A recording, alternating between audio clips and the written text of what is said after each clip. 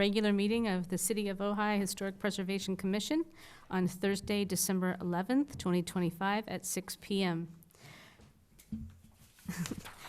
Members of the public wishing to address the Historic Preservation Commission on items appearing on the agenda are requested to complete a speaker's card, if in person, and file it with the secretary. Cards are available in the lobby. Speakers should state their name for the record and limit their comments to 3 minutes. So, it's a very big packet. Congratulations to everyone who read it. So let's go to a roll call.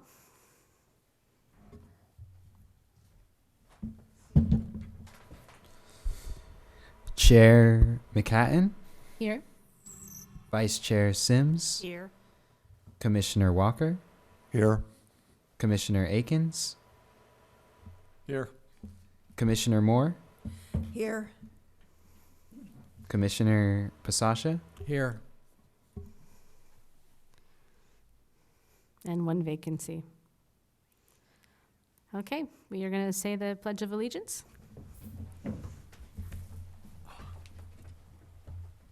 I pledge allegiance to the flag of the United States of America and to the republic for which it stands, one nation, under God, indivisible, with liberty and justice for all. Okay. Now we're into public communication. It's the time set aside during the HPC meeting for members of the public to address the HPC on items of city business other than scheduled agenda items.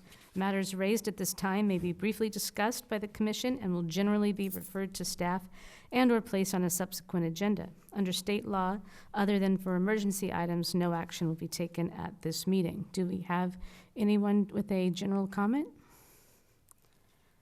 No. And how about online? Okay. Brian, is there anyone online with a hand raised? No, there's no raised hands online. Okay, thank you. Thank you. Chair, at this time, if it would be appropriate, I'd like to introduce our new city attorney. She's here via Zoom this evening. She was unable to attend the meeting, and her name is Bethany Burgess, and I'd like to give her a moment to introduce herself. So this is the HPC Commission, Bethany, and welcome. Thank you. And hello, everyone. I had hoped to be there in person this evening, but as I shared with Maura earlier today, I had some car issues that have prevented me from coming in person. I will be there in person in January, and I look forward to meeting all of you if I haven't met you before. I know at least one of you attended the council meeting on December 2nd, and I had the opportunity to meet you then. Our firm looks forward to working with all of you on the matters that are coming before the HPC. And if you ever have any questions for our office, or if you require some support in advance of one of your commission meetings, please don't hesitate to reach out to Maura and let her know.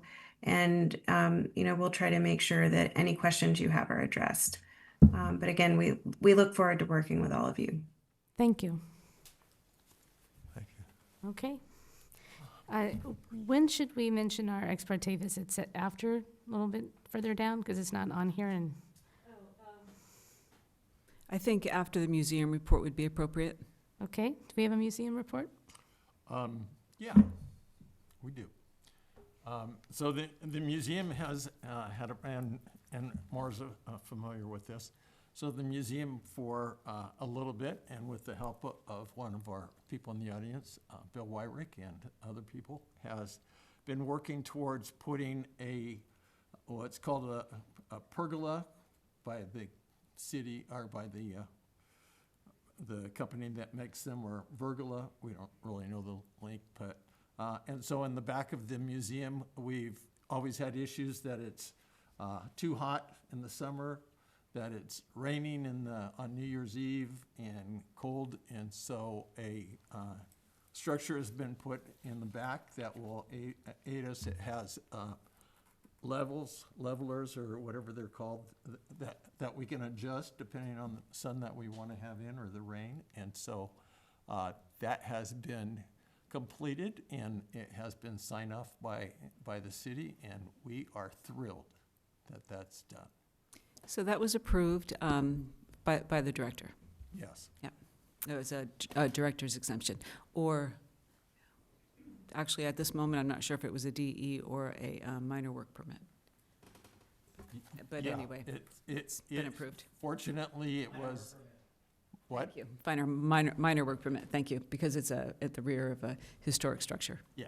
Yeah. Yep, yeah. but not attached to the historic structure. Yes, we got all of these little caveats that, and we're able to work with the city and get that through. We appreciate the support of the city in this whole process, and we love it. Is it- And if you'd like to see it, a week from Friday, we're having the grand opening or the celebration, so appreciate all the supporters. You have to ask the chair. Chair, Yes, one more acknowledgement of the support for the pergola. sure. Want to come up? It should be noted also that the Civic Association stepped up. This is city property, it's an improvement on city property, and the Civic Association matched dollar for dollar the private fundraising that we engaged in. So thanks, kudos to them as well.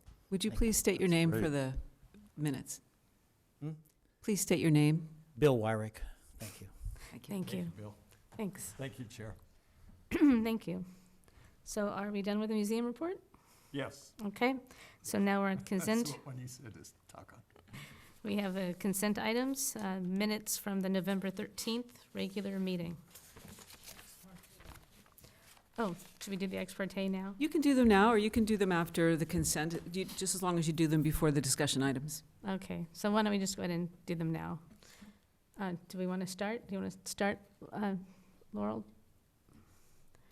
Ex parte, so have you? I pass. No, so we need to know if you visited the site and if you, for any of the projects tonight, and if you did you speak to anyone? Or maybe you just visited the site and didn't speak to anyone, or maybe you did not visit any sites. Okay, I visited San Antonio Road with the coordinator with Gina and Loran, and so that went well. And then the Ojai Mountain Farm, I went over there and I walked around the exterior of the fence, and there were workers there, but I didn't speak to anybody. Thank you. Lauren? Yes, I visited Westways and discussed the project with those that were up there working. And I visited Ojai Mountain Farm patio and met with the architect and some of the other people who were working there. The same as Lauren, except when we went there, it was for the Ojai Mountain Farm, it was just the patio architect at the time. Ryan? I went to the Westways and was in party with Craig and Rick, and it was fun to see it. Many years ago, before Mrs. Wilson passed away, they'd given me the option to walk the property, so it was fun to see it again. I just, like others, missed seeing the little horses because they were in Los Angeles. On the restaurant that was here, so I visited the back patio. I talked to the architect, and then I also talked to Maddie or Madeline, who I believe is a representative of one of the contractors, and I was asking her about the permit. So that was today, I think. Thank you, Commissioner Akins.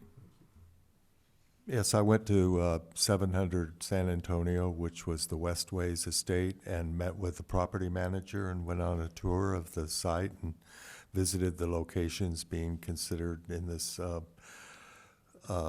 minor work permit. And then I went to the Ojai Mountain Farm site and met with the architect of the patio and got a view of that.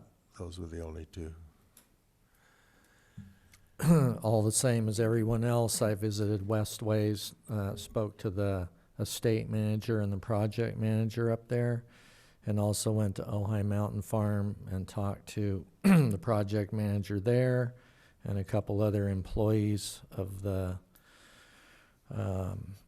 store/restaurant, and also the architect, Patrick. Thank you. I also would like to thank staff. I know both of these items were put on a little bit last minute, especially the Ojai Mountain Farm, and to get us all on a site visit that quickly. I don't just want to say we appreciate it. Thank you. Okay. So now we're at the minutes of the November 13th. Does anybody have anything they'd like to correct on the minutes? On the minutes. Let's see.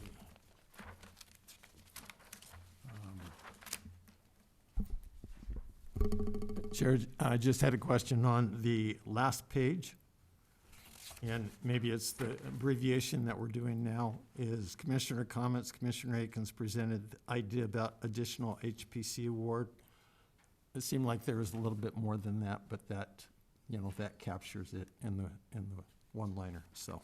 Right, so we are doing the action minutes now, and without, Oh, we're back to action minutes? we're pretty strictly action minutes. Not, I mean, Rick has been assigned to action minutes. It's not his choice, so it's what it is.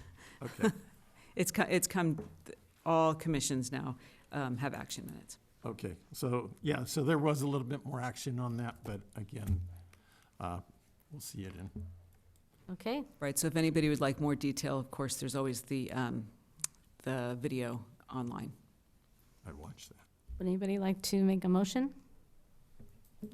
Make a motion to accept the minutes. Do we have a second? Second? Do we have a roll call? Roll call, Brian? Chair McHatton, Yes. Vice Chair Sims, Yes. Commissioner Walker, Yes. Commissioner Akins, Yes. Commissioner Moore, Okay, I was absent on the November 13 meeting. Am I supposed to? Abstain. So you Okay, say abstain. Thank you. Abstain then. I think you were Commissioner- here. Commissioner Basasha, Says I was absent. Yes. Oh, okay, whatever. I don't know what I'm doing. I'm sorry, yeah, roll call here says Moore was here. Okay, That was from the previous. that was August 14th.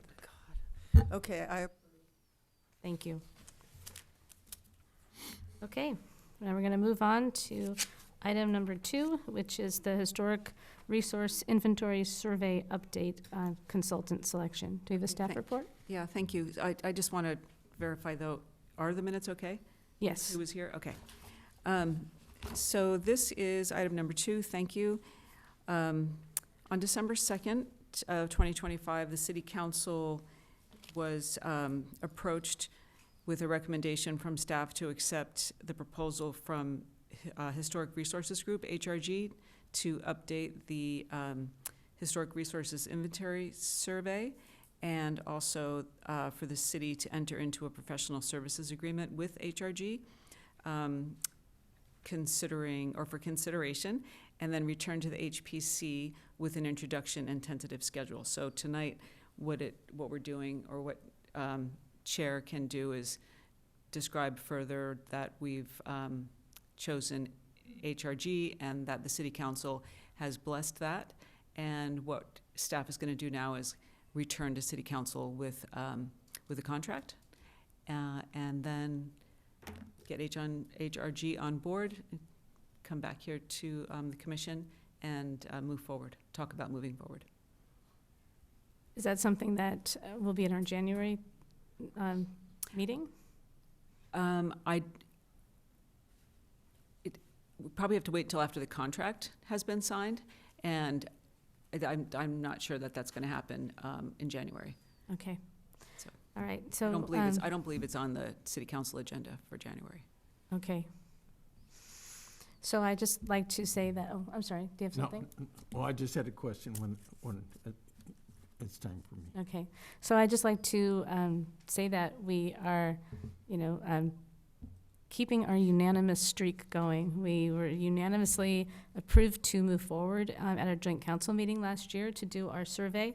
We were unanimously funded, both at the meeting for our funding meeting for the budget, and then again the other night at the December 2nd City Council meeting, and then also unanimous for HRG. So I want to keep that going.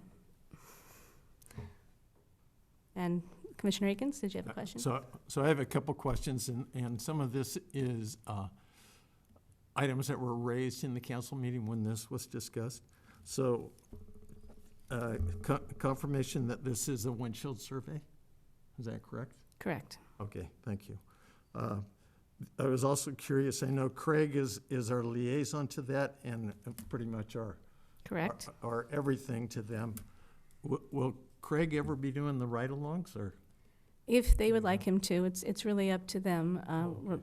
But they will have a meeting with us to get us on board about how they're going to go and do things. So I think we can have our questions answered then.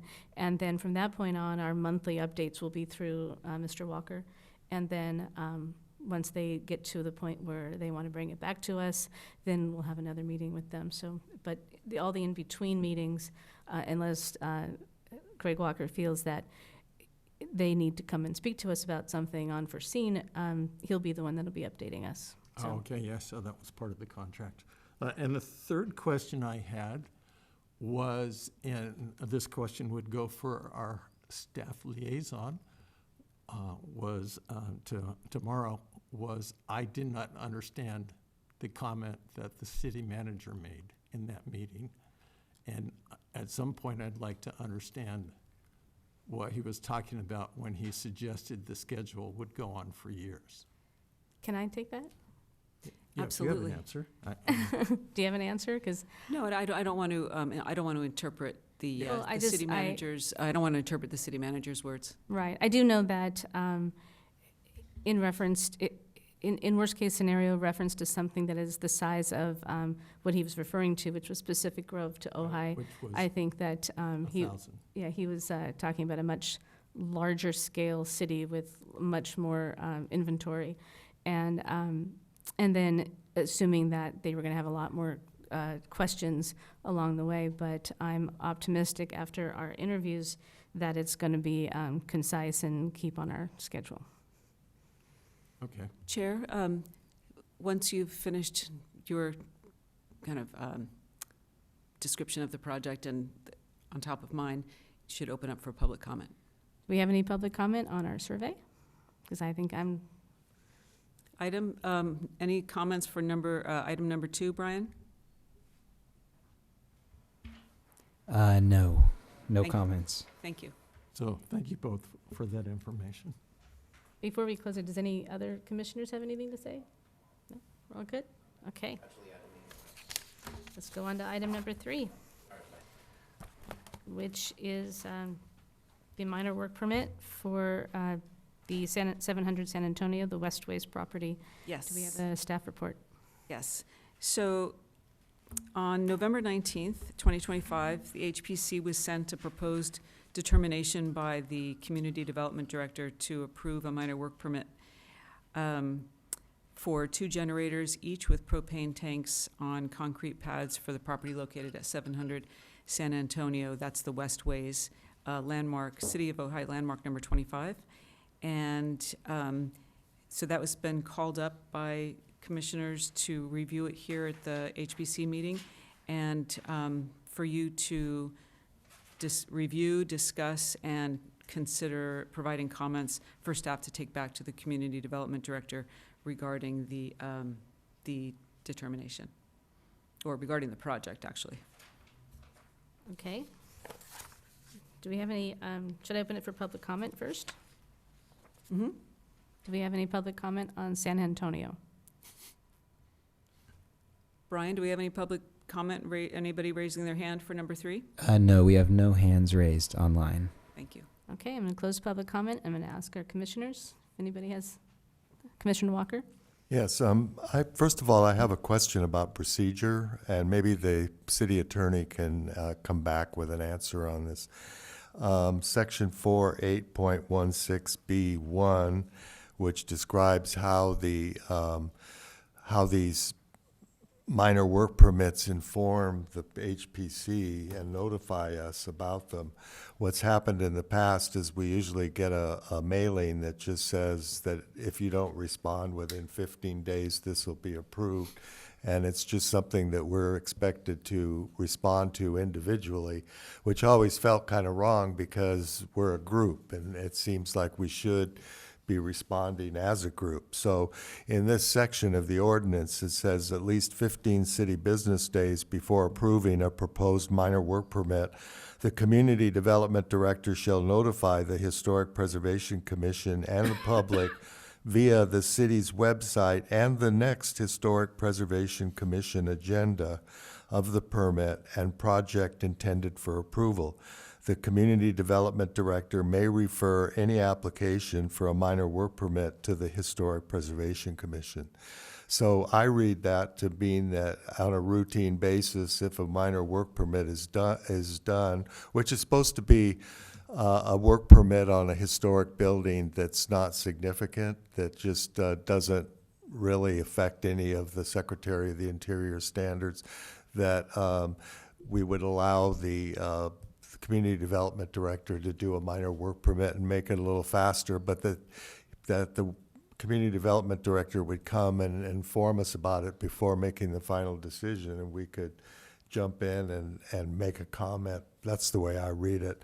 So I'm just wondering, this time we had to ask to be able to review it, and I'm just wondering why routinely we're not at our next meeting given notice, and then that way the public is noticed about it too, and So, if they have any questions. Yeah. so Commissioner Walker, you're absolutely right. And so the determination was made on the 19th, and so the next meeting is tonight, and it's here, and everything is stopped at this point, so it's not necessarily, going to be improved. I mean, like, I think that the approval day, I'm not sure what the approval date is.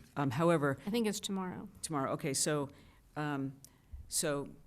you're absolutely right. But however, here today, we are within the 15 business days, and you have the opportunity to comment, and those comments will go to the director, and we'll see what happens moving, regarding the recommended approval. The director felt that this was an appropriate project, so that's responding to one of the things you just said. The director does feel that it was appropriate to be the determining body, authority for a minor work permit as opposed to a major work permit. And so that's addressing your other comment. Going forward, project needs to be put on your agenda like this one was, for you to be able to comment to the director within that 15 days. And we've talked about when a project comes in and how to work with that and get it here so it's not like literally one day left. The 15 days is not ending so close like it is this time. You know what I mean? Yeah. So we would, It says at we- least 15 days, so it's Right. possible that there could be. yes, so, correct.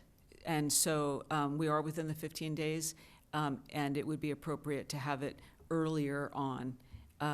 However, the director would appreciate your comments. Okay. And there you go. Okay, thank you very much. And then I had one of my main comment is I would ask that this be referred to the HPC, because I don't believe it really falls under the category of a minor work permit, because I believe that the project could impact the Secretary of the Interior standards. There's one of those generators that's right in front of a historic building number 4, and it's just out there all by itself in front of it, obstructing the view, and the Secretary of the Interior standards says that any new construction like that should be compatible with the historic building, and this is right next to the building, right in front of it, and it's not compatible. It's a big a big propane tank and a big modern-looking generator. So, and there was no planting plan. I'm also a little concerned because when we went up there before for the new construction on the garage and the horse barn, there was no indication that there was going to be quite the level of construction going on that I think we saw. There was new fences being put in across the property. There was also a lot of grading and moving of dirt around, and it just seemed to me that that should be looked at a little more carefully. I want to let the public know that this is a historic landmark. It was landmarked through the nomination, I believe, of a previous owner had nominated it. Previous. Yeah, two previous owners had nominated it and had taken the Mills Act benefit, which is a considerable tax benefit for owning a historic building and renovating it, or I should say rehabilitating it. Which brings me to my third point, that the exemption, number 31, is meant for rehabilitation projects and not for new construction projects.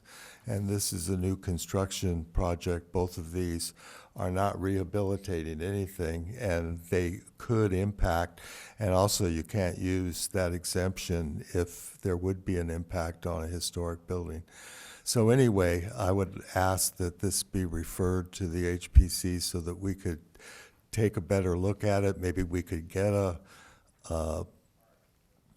plan, a planting plan, or some way that they have in mind for concealing these or whatever. My brother happens to be a acoustical engineer, and he was a little concerned about how close the one generator was to the property line, because it's 70 decibels within 12 feet of the property line, which is pretty loud. I know it only is going to be operated when the power goes out, but I didn't see any kind of a study or anything that showed how much dropping it down into that vault was going to soften the sound, and there are houses nearby. Anyway, those are my comments. I just felt that a little more look at it and find out more about what's going on with a lot of these changes that I didn't know were going on because they weren't in the plans that we covered before. Thank you. Thank you. And then I think I spoke to you about 31, and you said that number was an error. Is that correct? No, I looked at it. I wasn't sure what you were referring to, and 31, just a sec. It's for rehabilitation. Right, so because one of the generators will be used as part of the electrical system for the historic structure, the main house, it may qualify for the that one may qualify for that exemption. However, both of them qualify for the 15301. But you can't use either of those if it could impact the historic character of the building. And the historic character of the building is not just the shingles and the wood of the building, it's the setting.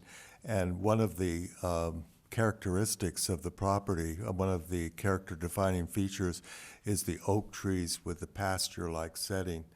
And so we do have to keep in mind that things do start getting cluttered up.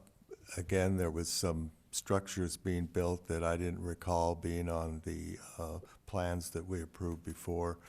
So I just felt like it might be worthwhile taking a closer look, especially since it's a Mills Act property, and none of this work that they've been doing is on their Mills Act plan for what they said they were going to do with their Mills Act tax benefits. So anyway, just if we could look at that, I would appreciate it. Anyone else? Commissioner Akins? Yeah, and going to the generator that was further back in the property and next to the outbuilding, one of the things the tour guide, who's one of the consultants working on the whole project, repeatedly pointed out that the owner of the property does not want to see the generators. And at that generator on the outbuilding, there are actually war bushes in that area There was the building, right to the back left corner was the generator, and then the bushes were right in there. And part of that was to basically hide that generator, again, because the owner of the property would prefer not to see them. So I did feel like that one, they had a plan on what to do, and that was to hide that generator. Well, the drawing doesn't show any of that. The drawing shows it all out here. Just, Yeah, I'm just going by They said they what we weren't- actually saw, what was actually there but I when we think took the the tour. owner's word that they want to cover it, I think if we had a plan that we could look at that would show how they intend to conceal it, and I think that would be worthwhile. And I don't know, it just seemed like, anyway, that's my opinion. Anyone else? Yes, Commissioner. I actually focused also on what Commissioner Akins was just talking about. And also, I was focusing on the exposed gas tank over by the barn. And I asked them, I asked the project manager what they were going to do about covering that. And she said, well, we're gonna plant around it. And then once we went over to the tank and the generator site over by the, I guess the name of that building is what, like the Out building or something? Yeah, it was out there. But it's near the stable that's being built. So it's over, further, as Commissioner Aiken said. But I also felt it was pretty exposed out there, and I asked them about that because the generator over on the other site is actually somewhat subgrade and is surrounded by a wall. So, back to the further site then, nothing is going around it, and there was a live oak tree, a young live oak tree and a toyon bush. And so I brought that up, and they said, oh, well, we're hoping this grows over these things and screens it. And then we'll also have some more formal plantings. But like Commissioner Walker said, there was no formal plan for this. So I'm thinking, and I discussed it with him, who knows what happens through time. And the toyon bush was so close to this wooden building that I would be surprised if the fire department did do an inspection of that, they would make them actually cut that bush down. So, this is a little bit of a sticking point, and maybe it just needs some more formality to the plan. And indeed, as Commissioner Aiken said, they did note how the owner is very particular, and she wouldn't want to see this out there either. But then what happens when the ownership passes to someone else and all this gets forgotten? And then what? It's sticking out there or what? So anyway, that's all I have to say about it. Thank you, Commissioner. I know we weren't up there to view the rest of the property and what was going on up there, but I will say that I was really taken back at all the digging and all the movement of the dirt. I've been up there as a child and, until high school, I guess, and it doesn't look anything like it did, at least in my memory. I think, Commissioner Walker, you were up there too, as a younger person? Not No? before this. Not before this. And so I was a little bit alarmed that so much has gone on. And I know we weren't up there to discuss this, but I just wonder how all of this goes on without our commission being asked if it can take place, because it doesn't look anything like it did. And I knew the Wilson family very well. It just doesn't look anything like it did. And that to me is alarming when you're talking about a historic structure. Yeah, the house looks the same, but the rest of the property, I was like, where am I when I drove up this time? Because it looks very different than it did the time before when we were all there. Very different. Maybe I'm not remembering it correctly. You all would. But it just isn't the same place as it was as a historic home. That's all I have to say. Do you have any comments? Well, I guess my overall take when I was up there, well, number one is I didn't really, the three of us were together, and I didn't feel that I could really talk a lot because we've been instructed to not talk because of Brown Act violations, so I didn't ask any questions. Many times I've been told not to speak because of Brown Act, so I just listened, and I thought they kept saying that the owner was very anxious that in the future she wouldn't be looking at tanks, and I seem to remember one of them being somewhat buried, was the comment that was made, the one down by the little tiny house. I also came away from it glad that they were putting in these tanks so they could run power to fight a fire if they had to. So that was extremely important to me, more than, you know, worrying about the visuals when I knew that the owner was going to be extremely careful about what she was going to be doing there. So that was my takeaway from it. So one thing that we haven't done, Chair, is have the applicant have an opportunity to talk, and actually, if he wants to say anything more than what I said in my presentation. I wasn't thinking, but normally we do that first. I give a My presentation. apologies, I didn't realize we had the applicant here. I thought Yeah, we we just had do. it for item 4. We have the applicant here. Okay. So is it okay if he comes up? Please. Steve, if you have anything to add to my presentation, or if you'd like to say anything? Sure. All right, start off with stating your name, please. Okay. Hi, I'm Stefan Allery. I'm the representative for Westways. You're right, the property is beautiful. The owner is very concerned about keeping it that way.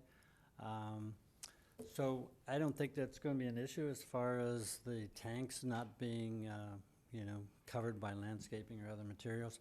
I did want to say the whole reason for the generators is that the property has no natural water pressure. The water pressure is provided by electric pumps, and so if a blockage or whatever occurs, then they will not be able to protect the historical landmark. So I think it's very critical that we get approvals for the generators to provide for the emergency use for fire suppression. So, Thank you.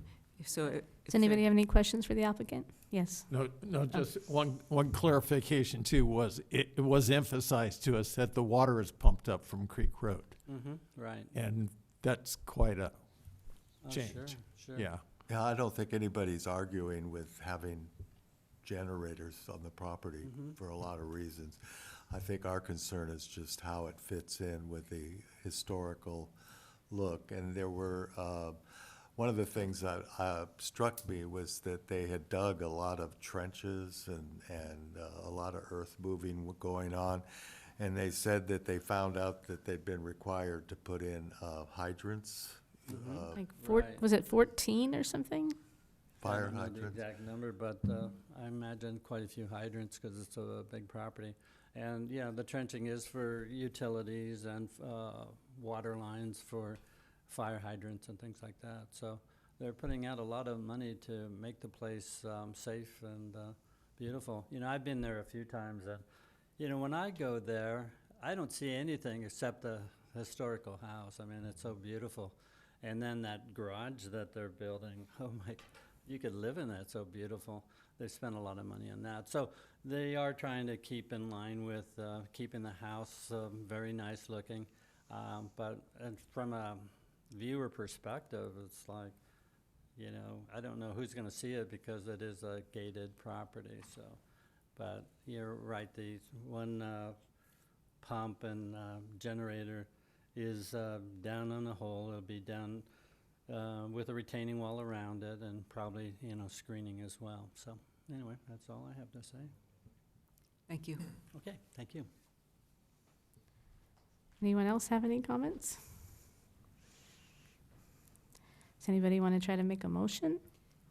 So actually, Before we make the motion, did we take public comment on this item yet? Yeah, I think we did, and there weren't at any. the beginning? Okay, just making sure. Right, Thanks. but we're not really taking a vote as much as their comments are going back to the director, and I could read back the comments, and then if you all agree with these comments, I think that is, Well, I Bethany, think is that there's some appropriate? disagreement, Well, that would also be a comment to the director. yeah. I mean, I think about half of us are, maybe think it needs a little more study, and half feel that it's fine the way it is. So I believe these are all comments that are going to go back to the director. That's correct. Okay. So, What is the best way to do? This is something that we were questioning as far as when we make comments, even make comments to planning. No one seemed to really understand the function, like who makes those comments? Are they typed up by staff? Are they individually from us and then given to you? How does that work? well, when you're going to the planning commission, it's going to be in the planning commission staff report, that your comments, Okay. that will be included that way. When it's going back to the director, they'll be put in writing and given to the director. And his determination will be based on those comments or not. Is So, that accurate, Bethany? That is, and so for the comments on this item, what Maura and I discussed earlier today was that it would, she would effectively, she will read back to you the comments that were made. And, I think in general, there are two ways we could do it. Either, if there's a consensus from among the commission for each comment, or there aren't that many comments, so we could also just forward all of the comments back to the community development director. And I think, the one thing we want to make sure of is that we're accurately reflecting your comments. And so my suggestion to Maura was that, of course, she's writing them down, and she's going to read them back to you. And if there's something that we need to tweak or clarify, that she will do that before those get typed up and provided to the director. Thank you. so Bethany, sorry, I have a question for the attorney. So once the community development director receives the comments, what are his options? So he would have the option under the code, and I have it in front of me. He would have the ability to move forward with, let me get back to the section. So what section 4-8.16B says is that, at least as we discussed earlier, the community development director shall notify the Historic Preservation Commission. The community development director it doesn't actually in that section. Let's see. Intended for approval. So effectively what happens is that the comments may be taken into consideration for the community development director if he decides that he would like to go ahead and either approve or not approve the application. Or based on these comments, he may decide to refer the item to the Historic Preservation Commission for consideration by the commission, formal consideration by the commission. And if he chooses to approve the project as is, then the commission's options would be to either accept that or to appeal the decision to the city council. Well, actually, so the first step would, so let's see. And that's something that we keep wondering when we say commission. Would it be us individually or as a group? When you take formal action, you take it as a group, as a body. As Because an appeal. If we wanted to appeal, it would be as a group.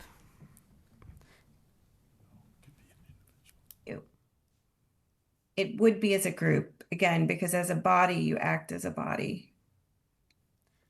That's when the dates sometimes don't. Does it have to be a vote, a majority vote, or is it any two commissioners can appeal it? I would have to look into I was that. just gonna say- That's becoming a bit more nuanced than I think I'm prepared to answer tonight. Okay. Yeah, and Since I we've think- only been in this role for about a week, but Yeah. I would be happy to take a look at that, Commissioner, and we can advise you on that. Be Yeah, great.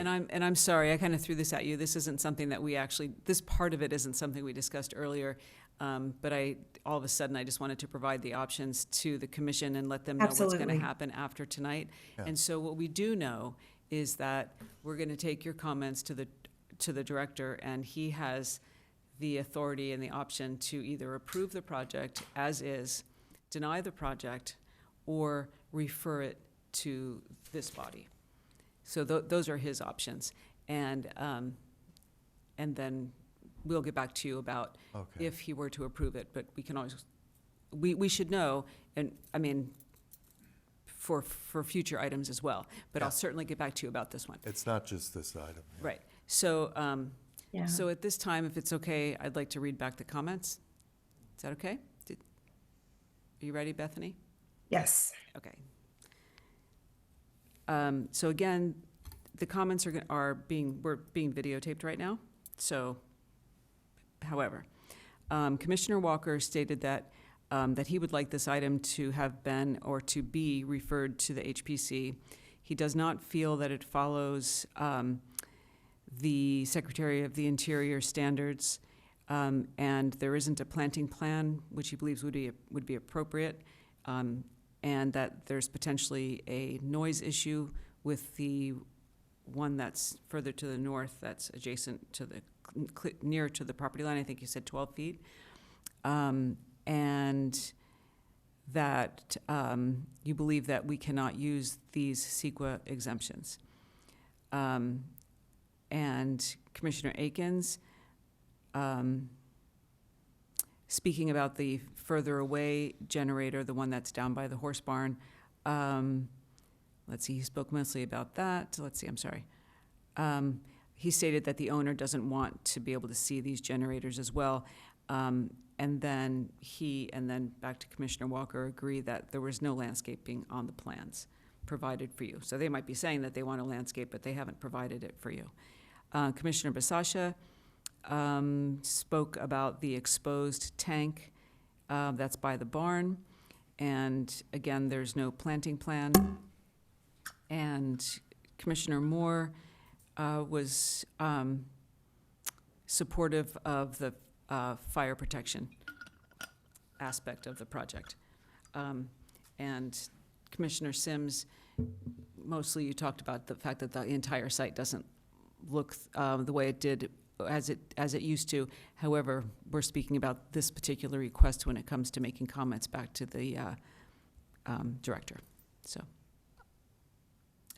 I guess I can't say anything. But I think you were Well, you talking can about say- the setting, right? The I was talking property. about the setting, but I guess what's beginning to bother me is that things are happening and we have no knowledge that they're going on. And that bothers me. right, so, but here, right now, we It's cannot. too late. Well, for things that may have happened, that have happened since you were a kid and And well, 2025. since we were there last time, things are very different up there.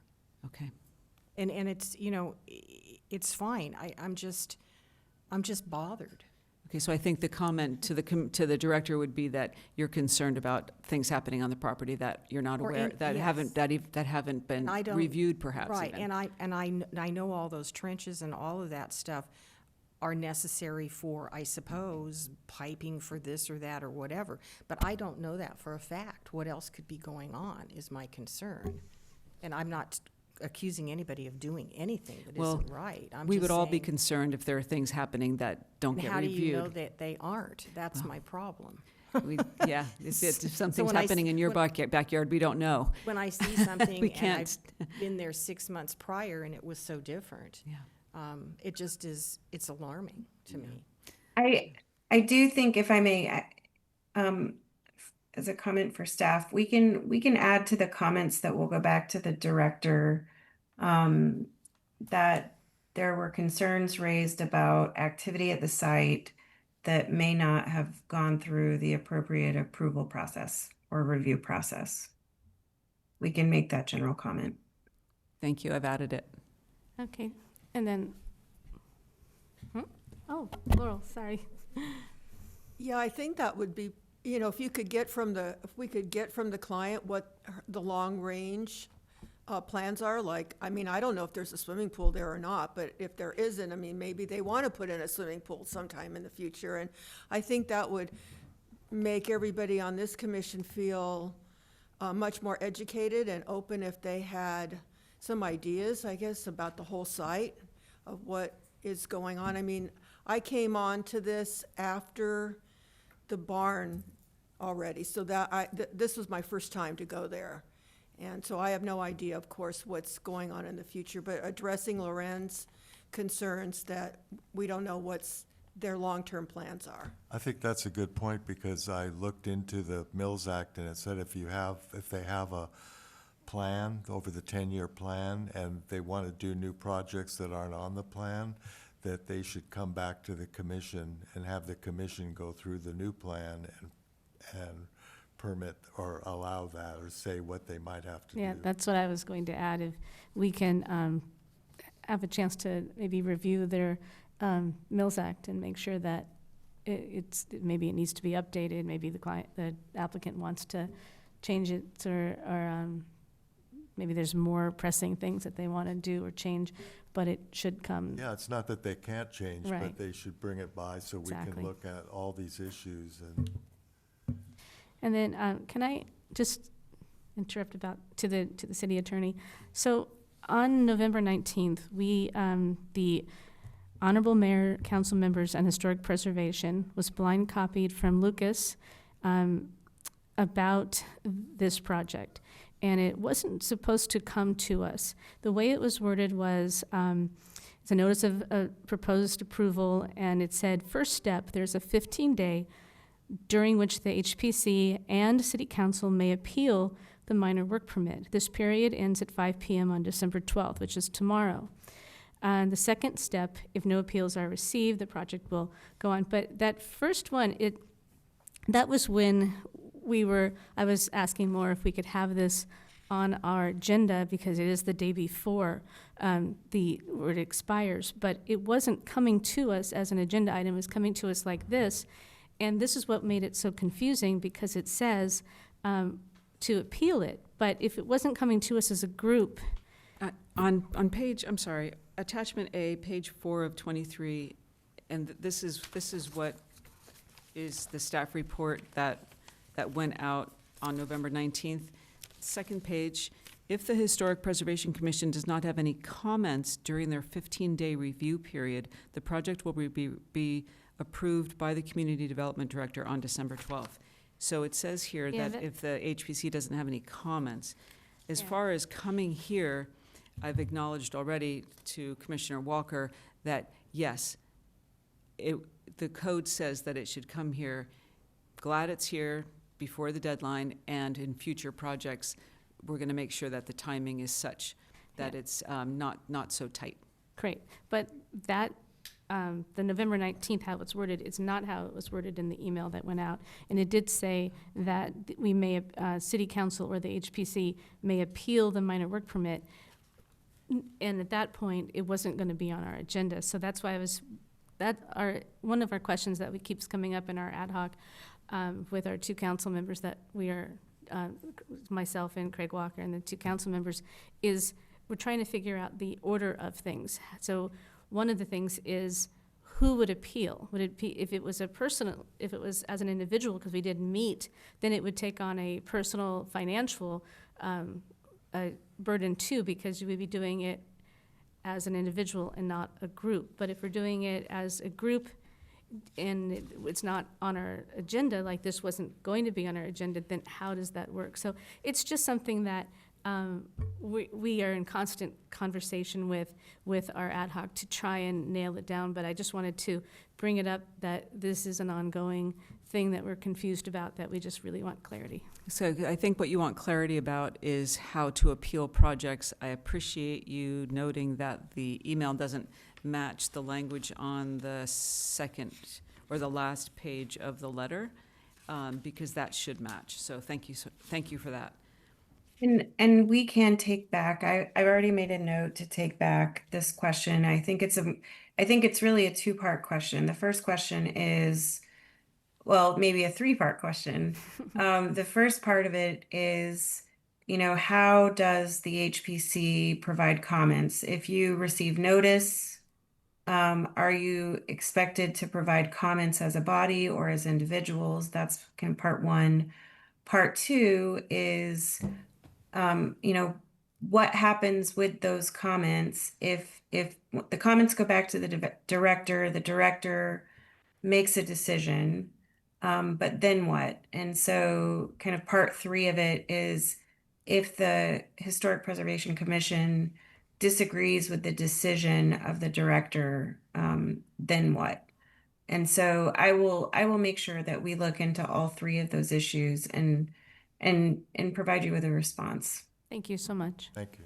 Yeah. Yes. Speaker pro- Oh. Sorry. I'd like to refer the city attorney to a part of the city code she hasn't cited. Okay. May I approach? Is that okay? It's fine with me. Bethany, somebody would like to talk to you about, a member of the public would like to talk to you about a portion of the code that they feel you haven't addressed.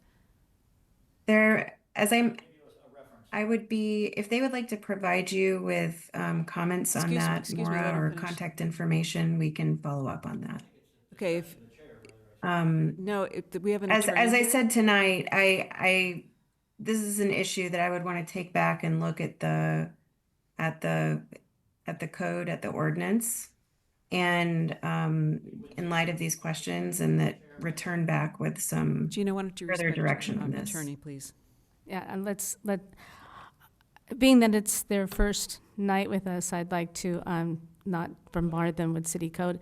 Maybe you can send it to Maura, and Maura could get it to her? Just. Yep. Okay, thank you. It had to do with the fee paid by individual if you're a city official. Okay, thank you so much. Okay, so I think that's all of our comments? Yes? Okay, Looking to you. Okay. then we're gonna close that item and go on to the next one. Item number 4. Do you have a Item- staff report? Yes. This is regarding 242 East Ojai Avenue. On December 3rd, 2025, the Planning Commission, at a Planning Commission meeting, there was a vote 4-0 to continue the request for approval of a design review permit and also a conditional use permit for the expansion of an existing outdoor dining area. The Planning Commission provided comments and referred the applicant to the HPC here tonight for review and comment. Once the applicant has received comments from the HPC, they may return to the Planning Commission for review and consideration. In the meantime, the applicant, having received comments from the Planning Commission, has revised the plans, and there are plans in your packet that you've had the opportunity to review. However, I also gave you the most updated plans at your spot tonight that when you walked in, you received, and they're also out there on the table by the front door because they did come in last minute, but I wanted to make sure that the public has the ability to see them and that you have them. And let's see.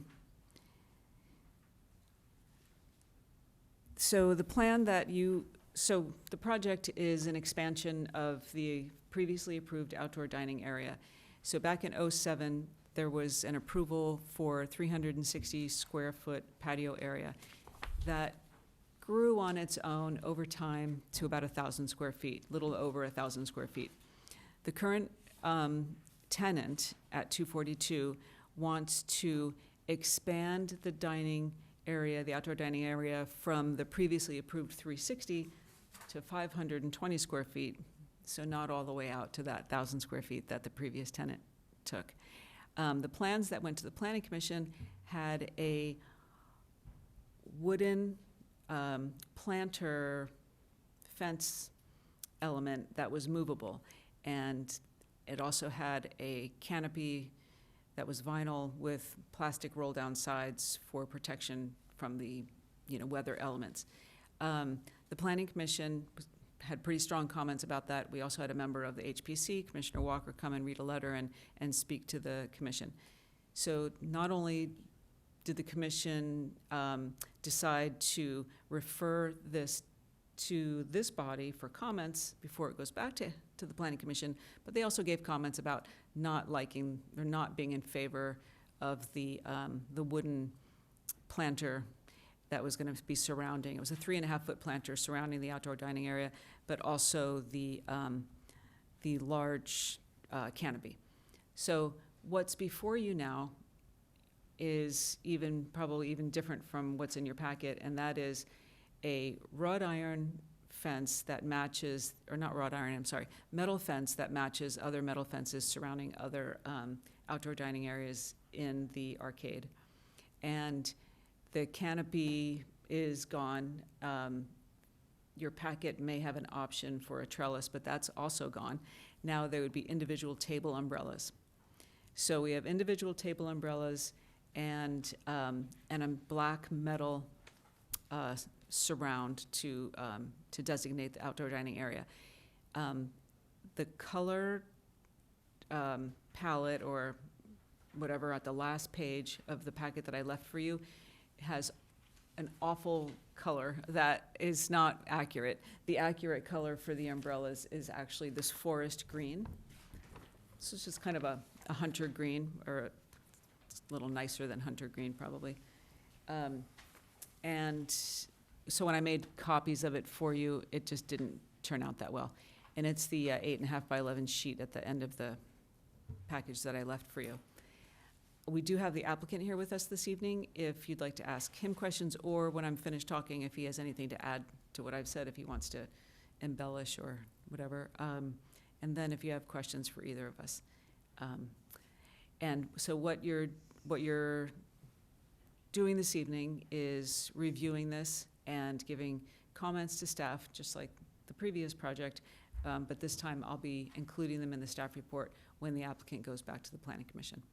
And at this time, the applicant is hoping to go back to the Planning Commission with a plan that they haven't seen, but a plan that you're seeing tonight, which is the metal fence that matches other people's out there, and also the individual umbrellas. There's also furniture in your packet. And I think that you'll find that what's being proposed now is a lot lighter, airier, and one of the comments at the Planning Commission, I think by a planning commissioner, was that the solid wood surround wasn't real safe necessarily for the nighttime because something could be going on behind it, where now there's the slats of the metal fence that not only match the other people's fences, but also you can see through it, and it's more open. And the other thing that's provided in this packet that wasn't provided to the Planning Commission, but the Planning Commission asked for, is to see the other elements that are immediately surrounding this outdoor patio, so you can see the space, like where is the big boulder, where's the walkway, where's the bathrooms, the public restrooms, things like that. So if you're ready for the applicant Yes, to, please. if he has anything to add. Okay. Patrick Hausch is our architect, and he'll step up and introduce himself if you have questions. Thanks. Do you have any questions? We have questions for you. Can we ask those first, or? Soon as your chair says it's time. It is time. Or actually, it might be time now for public comment. Oh, Do we do public comment usually before the applicant? Yes? No. Is there any public comment? Yes, we have Bill Ryricks. Do you want to come up? Are you okay to hear public comment I'm prior to Fine discussion hearing and public questions? comment. Okay. Want to come up? We have so few projects. We usually talk about what you're doing. Anyway.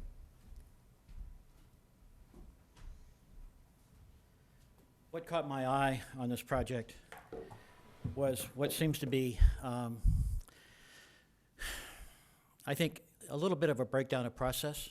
So it's not really a critical comment on the performance of the HPC or the applicant's process itself, but I think that the staff is finding reasons to piecemeal this kind of project.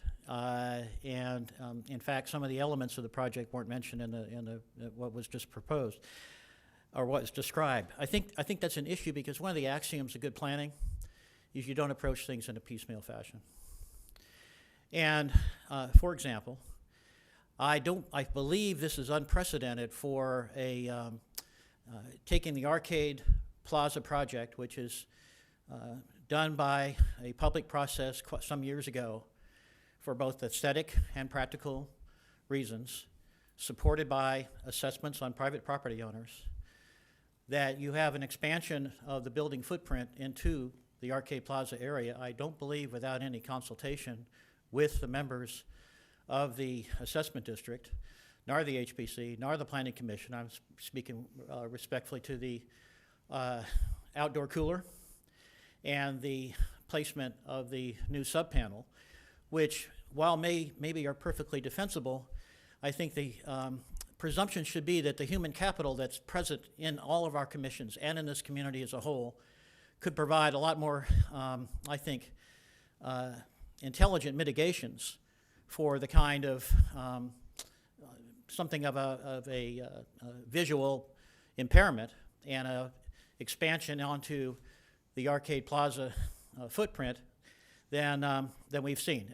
I believe that was done by director's exemption rather than by any kind of public process or public input. And I think that's regrettable because it promotes and invites, whether or not it's legal or not is not the question I'm addressing.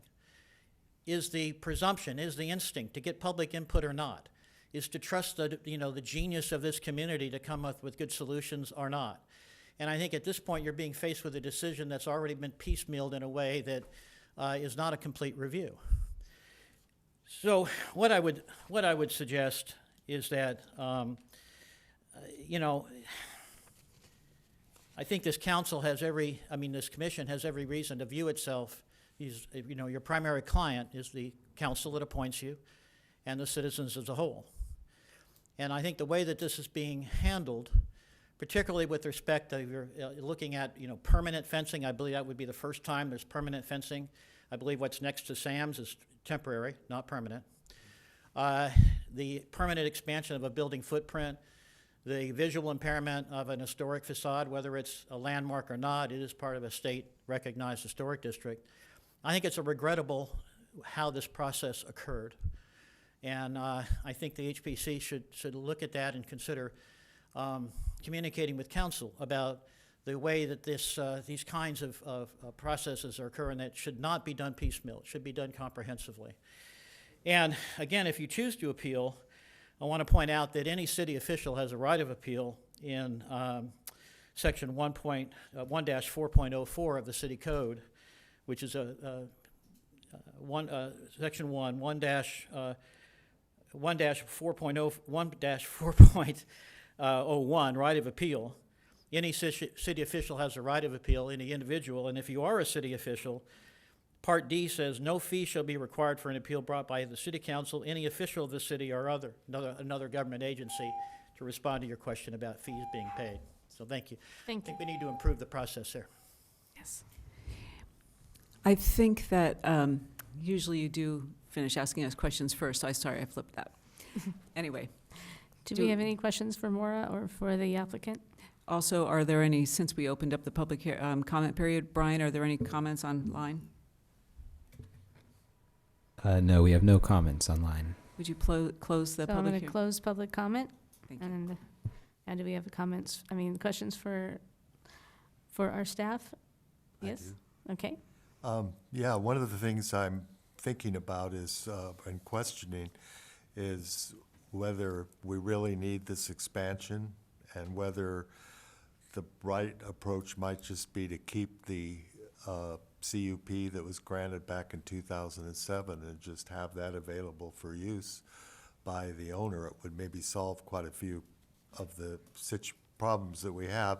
And I was at the meeting with the Planning Commission, and there were several of the commissioners that expressed the idea that it seemed too big now, that it was expanded too large, that it cut off access, there was a letter, and I really appreciate all the letters that we got, many of them from people that own businesses in that area.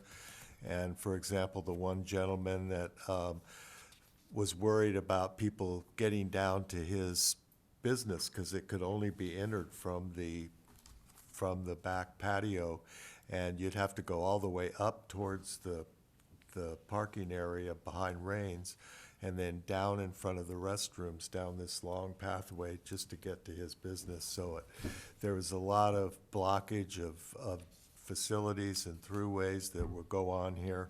And it just seems like the people back in 2007, in their wisdom, felt that this would be a goodly amount of space to give a business to have outdoor seating, and there was no need to expand it larger. So anyway, I'm just considering that, but my question is, when I look at the existing CUP, it calls for 360 square feet. And I wasn't the best geometry student in high school, but when I look at the area that's drawn out here, it appears to me that the only area covered by the previous CUP is where the seats are. It's not including the planters. Those were areas that were landscaping for the whole plaza. You see those all around, these lawn areas and trees. And those were lawn areas and trees that are part of the plaza that were paid for by the public space. And now I'm concerned that those are just being given to this property owner to use for storage and for his outdoor freezer and various other things that and actually obscure the historic building. When you look at the drawings, it looks like the historic brick structure, which is older than the arcade. It was built around 1910. It's not only completely obscured by what looks like a fortress, really, that's 7 feet tall, but it also, obviously, the panel has been bolted right into or connected in some way into the historic brick. So I have a real concern about that. So one of the questions I have is it so that the original CUP is just this white area that's surrounded by the planters and the stanchions and the entrance there, and not this shaded area that's the planters? The previous CUP was for the 360 feet of dining area, patio dining area that you see here. That's the white area, and it included the planters and and a fence. That it's an aluminum cast interlocking black fence. And that would be over 360 square feet, because when you look at the drawing, the 360 square feet does not include those planters and the tree area.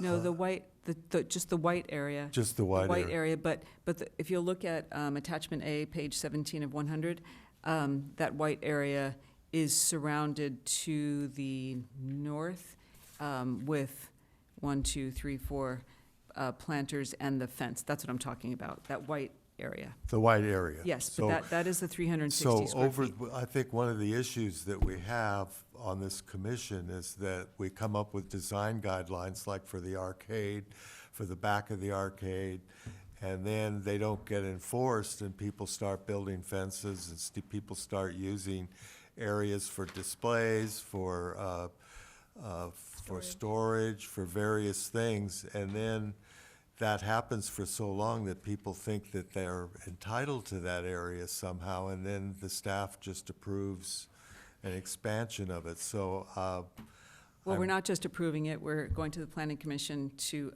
request an amendment to the previously approved CUP. And the expansion out to 1,000 square, well, there's a few things, there's a few things in that topic that you're talking about. So, but the request to the planning commission is to expand that 300 to 527 square feet for dining. And you started this out with, it wasn't I guess it was kind of a question that, is it why don't they just keep the existing 360 square feet? That is certainly an option. That the planning commission, Yes, certainly, that is to just certainly, keep it. the planning commission could deny the request for the expansion. But then what would happen to all the stuff that's been built there, like The walk-in. the fencing and everything that's on there? You're talking about the 6-foot-high fence around the the freezer? Yeah, and around, that's that goes not- all the way over in front of the other store to the Right, west. so that's not on your agenda this evening. That was approved by the director through a director's exemption, and the fence was a replacement of a previous fence. That was put there illegally, correct? In the same location. It was, actually, Bethany, I want you to stop me if I'm talking about stuff that I shouldn't be, since it's not on the agenda. I can talk about that fence a little bit. We didn't, I would recommend that we do not talk about the fence because that is not within the scope of the permit application that was noticed as part of the okay. But it's kind of strange Meeting. because that's sort of the elephant in the room, because part of the reason they want to expand this is because they've taken a part of the approved area and put a big No, the, walk-in freezer there. actually, the area on your plan from '07 shows the white area, that's the outdoor dining that was approved in '07, the 360 square feet. And the shaded area was a grass area, it says it on the plan, that was not part of the dining area at that time, and it still isn't. It's the exact same square So footage. it's not part of the CUP. It doesn't. Correct. The owner doesn't have any rights, or the owner, It's not part of the expansion. It's not, that area is still not part of the seating area that was part of the CUP then or now. That area was a grass area, and now it's a fenced-in area with a freezer. but why is it fenced in? You know what? I'm gonna follow the attorney that it's not on the agenda tonight. What's on the agenda I'm is. just concerned because it Exactly, but what's on the agenda. got a with the historic agen- building behind it, and Right, it it's blocks not- the window, and it blocks. So and- what's on the agenda tonight is the expansion of the outdoor dining area, which was 360 square feet. And one of the concerns at the Planning Commission was this wooden planter fence around it and this very large canopy. And the applicant has revised those two things, is coming before you. I understand that you have a concern about something else that's out there, but it's not for the Planning Commission to review or for you to review. It was reviewed and approved through the director. So how do we appeal that? Well, it's already been approved and the appeal period is over. And I But can look nobody in, I was can look, I noticed. can look in, well, I can look into it and get Look back to you, into it. but I can't talk about it tonight because it's not on the agenda. Okay, thank you. Commissioner Akins? Okay, so I watched the 2-hour planning commission meeting just before coming here.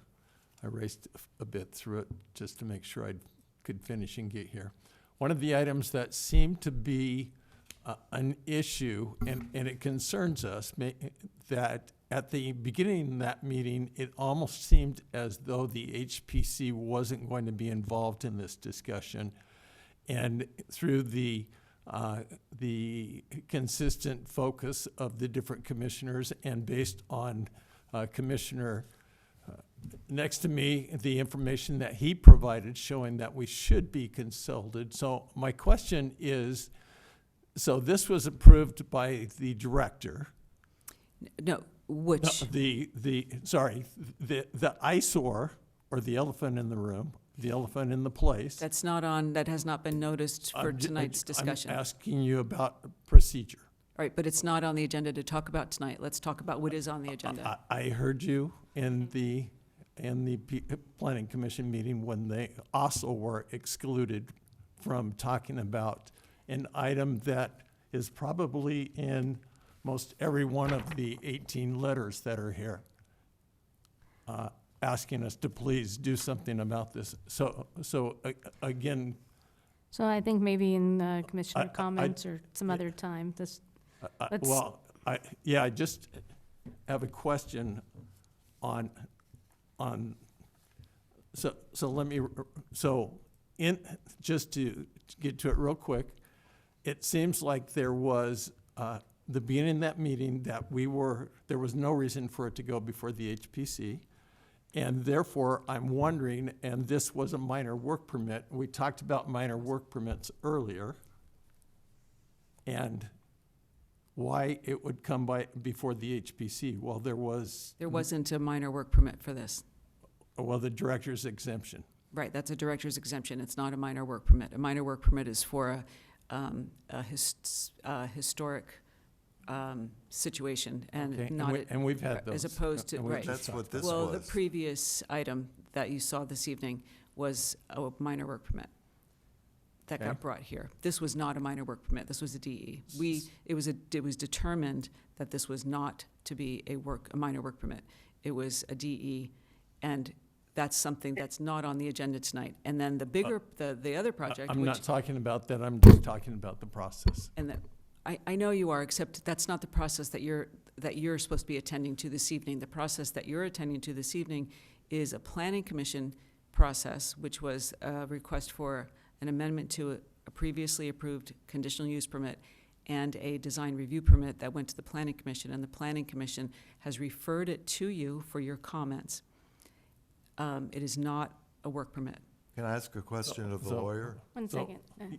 So I just have, on an just for education, on the exemption that was taking place, if it has something to do with something historical, would that normally come before us? I mean, If What it I would was this- recommend, if I may, what I would recommend is that if the commission would like a presentation at a future meeting where we have properly noticed a discussion about the process for approval of a director's exemption, that is something we could bring back at a future meeting and provide information to the commission and the public as part of a properly noticed discussion, and you could have an opportunity to ask questions at that time. But as staff indicated, that is not an appropriate topic for discussion tonight because that was not on a noticed item on this agenda. Thank you. I have a So, can I just, hypothetical question for you. If a decision is made, whether it's by this commission or the planning commission or the community development director, that does not properly review for CEQA, under CEQA, is that a valid decision? If it just ignores the whole area of CEQA and doesn't cover it, when there's clearly a violation of CEQA, would that be a valid decision? That is also not, unfortunately, that is also not a notice topic for the agenda. I believe, so what I would say though is that if you have concerns about the CEQA analysis on this item, that was included in the agenda packet for this item, my recommendation would be that you provide your comments regarding the CEQA analysis or the recommendation to the Planning Commission related to the CEQA analysis, and that would be a comment that would be appropriate to share with the Planning Commission. thank you. Okay. So I have a question for Rick, Loran, or Craig. Do you remember the grass there? The what? The grass, where the plant tree, where the walk-in freezer is right now. Do you remember that from childhood? Like, I can't picture. I think there was a lot of dirt back there. Rick, can you? I very Well- specifically remember dirt Dirt. and a little bit of scattered gravel, and there really wasn't much going on back No. there. It was like a Okay. big lot. All right, it's just I'm trying to imagine it because But we're talking about like a long time ago. yeah, I mean, well, this wasn't that long ago. This was 2007. I mean, I was here then. I don't know. Maybe I think we all were. I'm just trying to imagine the grass because it's such a square grass area. But this I is have no memory of that. pre-redevelopment that I'm talking about. Yeah, I'm talking about on the 2007, because what we're asked here is to decide whether we agree that there should be an expansion from 360 to whatever, 167 more. Right, it's to give your But comments about that and also about the design review permit, which Yeah, I was is just the, trying which is the to- furniture and the To figure railing. out in place, like, what this looked like before, because like you said, over time, since COVID, it's kind of went from this 367 to, what was it, over 1,000 square feet. So little by little, you start forgetting what was once there, and that the grass like that, up against a building like that, it would be behind the Ojai olive oil, is something I can't even picture. So that's why I was wondering if anyone else could picture it, because I can't picture it. Okay. So, and also I wanted to thank Maura. I watched through the planning meeting a couple of times, and one thing that I noticed is they were concerned about time. They wanted it to come back to us, but it was on the fence. And thank you for saying that the staff report was written and that you were able to get it to us in our meeting before the date and bring it to us. So I know that, you didn't trying to be liaisons to everybody in the way, but, that I really appreciate that you were able to get it in front of us, because even if we're driving you crazy right now, it's, it's important to us and to the city. So thank you. And the Okay. Planning Commission is looking forward to hearing your comments. Sorry, Commissioner, you. I'd like to ask the applicant a question. We were there, So let's have Patrick step up to the podium and state your name for the record, please. Thank you. Hi, I'm Patrick Hausch. and I don't want to put you on the spot, but in going to the site, I always thought that this was going to be a restaurant, a complete restaurant inside, and that there was going to be a lot of seating in the restaurant, and that was where like it had been in the past as a restaurant, because it was a restaurant and everybody says it's a restaurant. But what I learned in being there yesterday is that it really isn't a restaurant inside. It is a grocery store with products and produce and wonderful baked and cooked and things, grab and go. People can come in, they can get sandwiches, they can do all of this, and that there will be a bar that will have bar seats for people to sit at, and that there will be in the window a couple of tables or seats for people, I guess, in the front, but that's all the seating that there is inside. And I mean, I look at this and go, oh wow, this is like the Oakville Grocery up in Napa. I've always wanted one of those in Ojai. I mean, it was exciting because she was talking about bringing all the local products and how he is growing all of this stuff, and I get it. I totally get it. But what I think throws people is people keep saying, well, you have all this interior seating for people to sit. But there isn't any, is there? Or no, let me rephrase. Is there a lot of seating inside for the public to sit at? There is seating inside. How much? I'm not the architect for the Right. restaurant. I'm just a patio guy. Okay. But I know that there is seating inside, but I also believe that the owner's concept is he wants people to actually experience the arcade. So people can eat inside, but he's really hoping people are gonna eat outside, bring that energy out there, because everybody loves that space. And that's really why we've got this concept, and really appreciated meeting with everybody out there, took everybody's comments to heart. And that's why we opened it up, so that's why we have that open fence panel that matches the existing ones that are all scattered all through there. And yeah, so there will be indoor seating. You're still gonna go up and you're gonna order from the menu, but my understanding is they'll also have pre-made salads or something. Well, so and someone's in a she, rush. and the head of the house, the front of the house said, oh, we're gonna have, produce and all this. And I said, you mean I can come and buy fresh tomatoes and lettuce and all this? And she said, yeah. And this is not anything that I even knew was part of this, quote, restaurant. Because to me, a restaurant isn't a place that you go and you pick up food and produce and everything. To me, that's just me, and maybe I'm off the wall, and this isn't on the agenda either.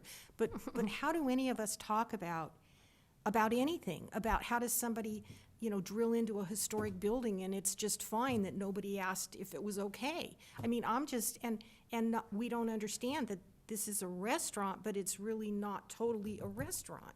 I mean, we're not getting the full picture here. And I love your plans, and I think you've really done a great job correcting the issues the Planning Commission had about the seating and the umbrella and all of that. I'm not talking about the size of the patio. I'm just bringing up ideas for my colleagues here to maybe ask some more questions. Yeah, I do feel like we're very, it's fractured. We are trying to make a holistic decision or comments back to planning on part of the story. And so it's like even on your drawings here that you have existing freezer, walk-in freezer. And it's not existing to us, it's existing to you because you came in after it was installed. Correct. So all of it is just kind of like, it's hard, especially when we're getting letters from people and they're counting on us to pay attention. So it's just trying to make a holistic conversation and do good comments back to planning when we do feel like we jumped in and aren't getting the full understanding. So yeah, I didn't mean to put this on to you, but, and yes, thank you for taking all of our comments. I see all of the things that we discussed corrected here, so thank you, and what planning had asked as well. Yes, Yeah, can I ask when the freezer was installed? I couldn't tell you that. Okay, so your idea is to put the wood fence around it, but we're not supposed to talk about that part of it, right? So the architect actually put that on as an idea because he knows that it's an issue. He realizes that we've received all of these comments, and he is proposing that. But you're right. It's not something that that is part of the project that the Planning Commission or the HBC is looking at now. But he's hearing comments from people, whether it's the community, Planning Commission, HPC, and he's hearing this and trying to remedy it. So the community will be happy, the commissions will be happy, that he can get an approved project, and his applicant will be, or his client will be happy. So I have, are you done? Yeah. You did? Well, it's a comment, but it is very hard for us to do our job when we're getting pictures of all stuff. We just sat down, like, at 6 o'clock with this, and we're told we're not to speak, and it's not your fault, but about the wood fence, and it says existing freezer and existing electrical plant, but was before your time, but I don't know when it was there.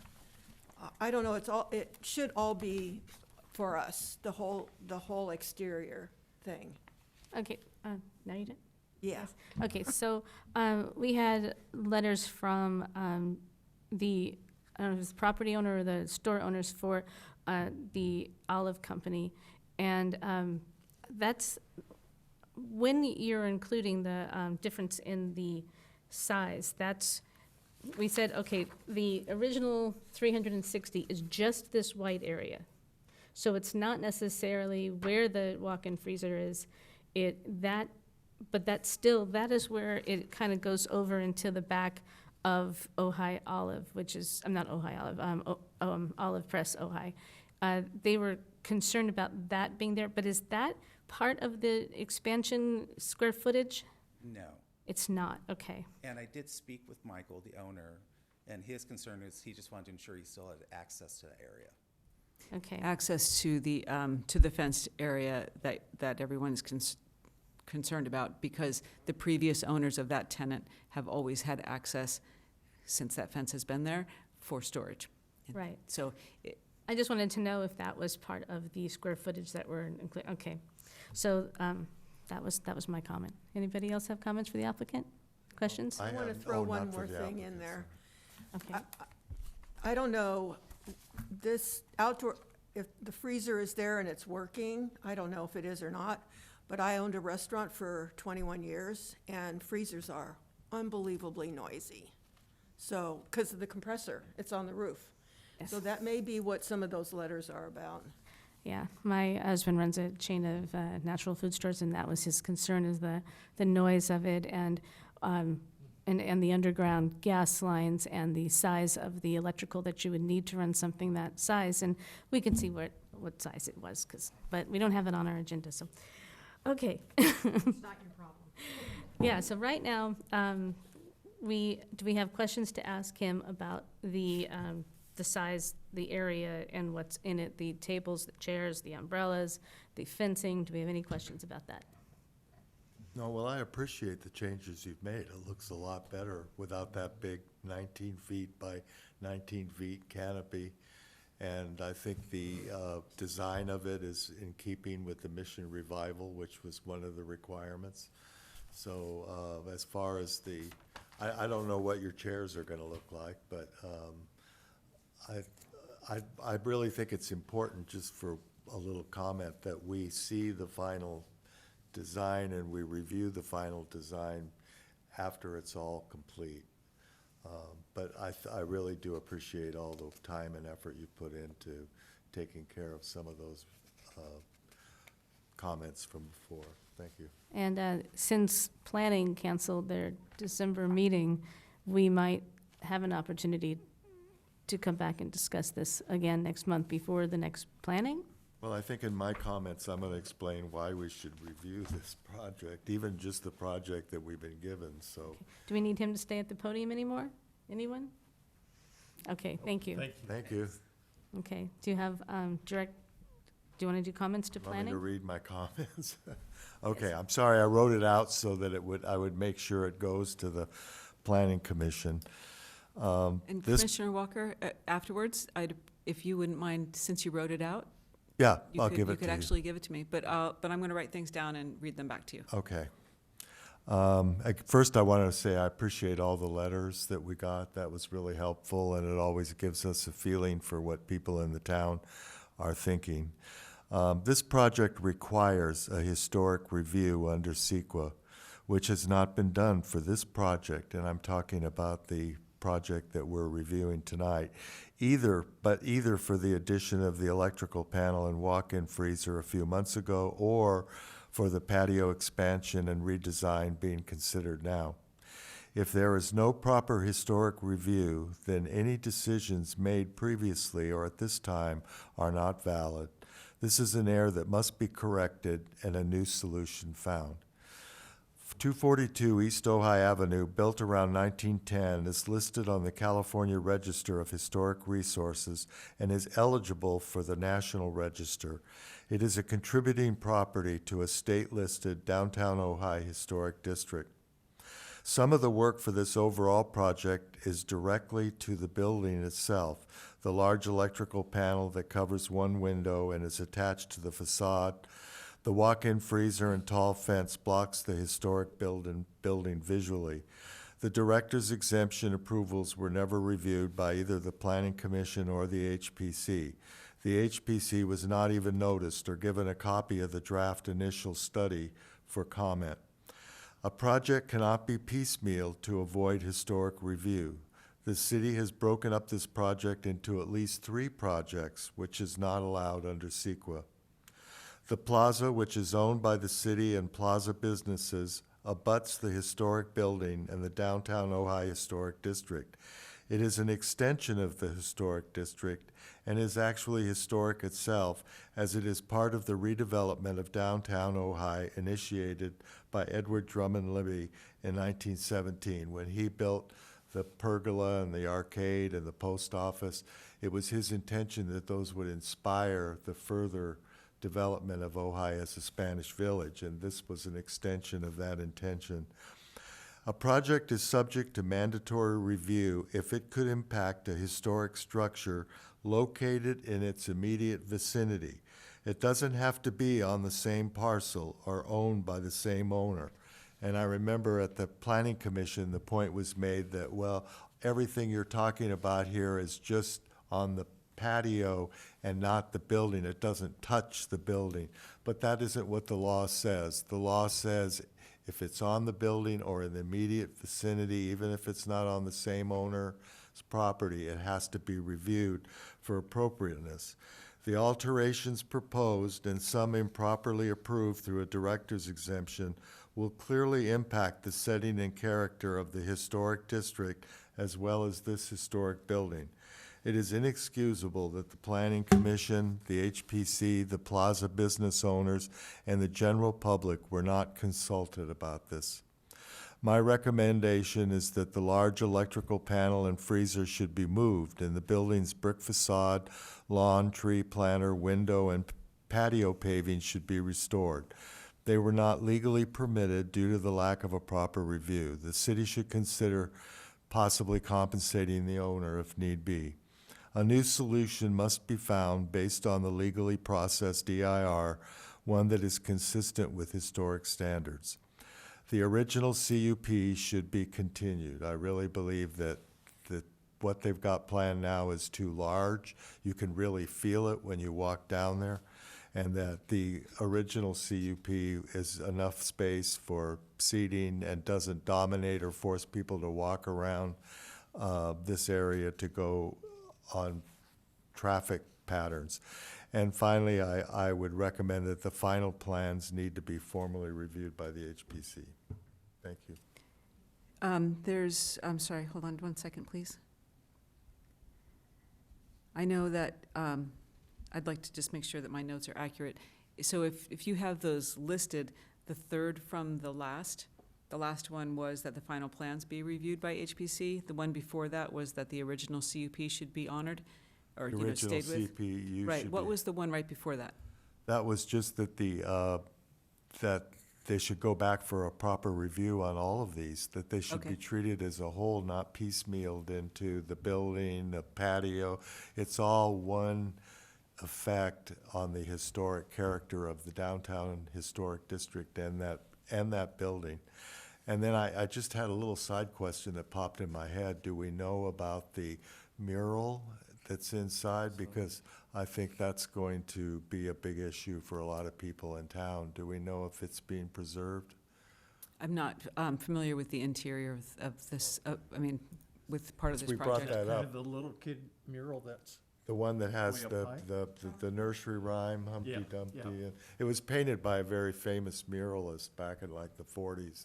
And I think, yeah, they approached the and we museum. talked about it at our last meeting, whether that would be hopefully preserved. Thank you. Rick, do you have comments? No, I was just musing over the mural. Because I remember it when I was a little boy. So that thing should be landmarked, actually. Okay, no comments to planning, though? How about you, Commissioner Akins? I guess my only comment to the planning commissioner is that I appreciate I watched all 2 hours. I appreciated, very much enjoyed the fact that they have the new commissioner, Katrina Rice-Schmidt. I believe when I first came on the HPC, was a planner that we interfaced with, and was very appreciative of the other commissioners and their dedication to getting this through and spending the time. And so that laid pretty much a groundwork for what we're doing here. Because Yes. we're partners in the frustration and partners in wanting to go forward. So thank you. How about you two? Comments to planning? My comments would be to reiterate exactly what Commissioner Walker said. This needs to go back, it needs to be redone. I can't sit here as a commissioner on a historic commission and look at the side of a building that has been taken apart, basically, that a window's been removed, stuff's been drilled into it, a big freezer's there. I mean, that's not on this thing, and that's something, where are we supposed to talk about this? Somebody in the city decided it was okay to do it. Well, I don't know, I don't know the rules. I don't know who has the right to make certain decisions. But I believe that this should have come to the HPC to start with, and it should have been one package. Yes. How And I about- do like the design that you did. It's lovely, and everything you've picked, it's lovely. So I appreciate that, and I hope you'll keep working there with You're it. talking about the current plan that you Current. received tonight. Well, I don't like the size or any of that, but I like the fact that he's made an attempt to soften the colors and redo the furniture and And remove the fencing umbrellas and all of okay. that. I okay? wanted to be clear. Thank you. And you, Laurel? I guess my own final comment to what everything that's been said is it's really unfair of the city to do this to this applicant because it costs a lot of money to make these plans and to put in a freezer and an electrical panel that is now being disputed, which could have been completely avoided to have that. It's just very, very, very unfair. And having been a business owner in Ojai, thank God nothing like this happened, but especially companies like this, their profit margins are very small, and they're trying to do as best they can to make this work. But if they have to go and rip all this stuff out because it's now being decided it's against us, this commission, it's just very unfair. Well, I would, in my comments to planning, I would like to, I'm not even so much as concerned on the size. Maybe there's a size that they might come up with that's a happy medium to round it out so it's the right, size. But that, I'm sorry, you're talking about the area? yes. Okay. I think I appreciate the tables and the fencing, the change of the wrought iron to kind of match the tea magic hour, the single umbrellas. I think you really listened to us, but it's like trying to talk about a forest and not talk about trees. I can't. I'm going to. All I could say is I'm going to request that our city council gets a site visit because they need to understand why we're all so upset. And that's all I can really say. I agree. I would just add on to what you say there, that this should go before the council. I think it's a big enough issue, and it has so many possible impacts and sets a precedent for that whole area that I think the council needs to look at it. Agreed. I think that's all we have to say. Yeah. Thank you. So I could read back the comments. I think if you'd like, it's up to you. I have them, I may have limited some of the words, but I think I have everything down here. Would you like me to read them back to you? Sure. Brian shook his head no. I don't think you have I to read trust you. mine because I've got them written down. Okay, Yeah, I'm fine. You don't have to. okay, well, it's really, I trust you, Mark. okay, fantastic. And, Okay. and I will accept yours, Commissioner Walker, although I did write down every single one of yours. 1, 2, 3, 4. Okay. Do you have them numbered? Do I have what? Do you have them numbered? Yeah, I have 14. Do you have 14? and I have spoken and written, so do you want to pass? Okay, no, I was kind of trying to be funny, but I just wanted, I wrote 14, so I just, anyway, thank you. I will accept those, thank you. Yeah, there's 5, 7, and 2, so that's 14. Well, some of them are the ones I read, and then there's some written ones I didn't Okay. speak, so. Thank you. 2 more. Yes, please. Are we ready to move on Yes. to item 5? The Ojai Railroad Heritage Trail Interpretive Signage. It's a mouthful. Yes, so this, the opportunity this evening is Thank you. for the, is for Commissioner Walker to give us, and Basasha to give us any updates that they may have. Right now, this is tentatively scheduled for City Council on January 13th. Oh, good.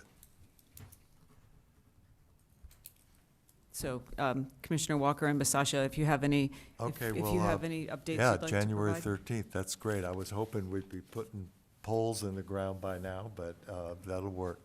The only thing new I have to report Hold on. is, what? No, go ahead, sorry. Oh, the only thing new I have to report is I gave a couple of talks with Rick helping me with one. The first one was for the Ojai Valley Women's Club, and I spoke a little bit about it, and they seemed genuinely very excited and interested in the prospect.